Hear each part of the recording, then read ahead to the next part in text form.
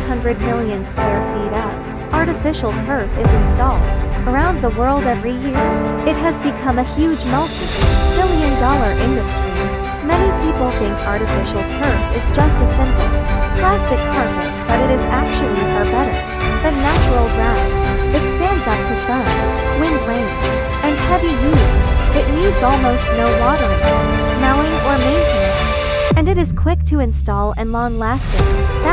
That's why it's widely used in stadiums, schools, parks, and home yards. Today, let's take a look at how artificial turf is made.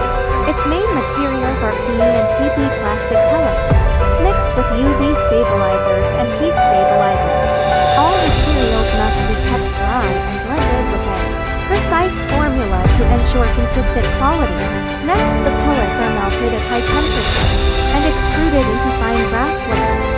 They are immediately cooled in cold water to set their shape, then stretched to make the structure tighter, more flexible, and more durable. Finished grass blades are tufted onto a double-layer backing. Latex glue is applied to the back and heated to lock the blades firmly in place.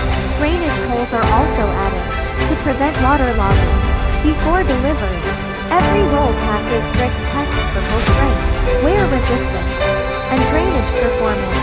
Only qualified products are rolled, packed, and shipped.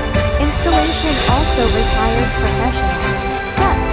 The turf is laid on a sloped, stable base, carefully joined and edged, then filled with silica sand granules for better comfort and safety.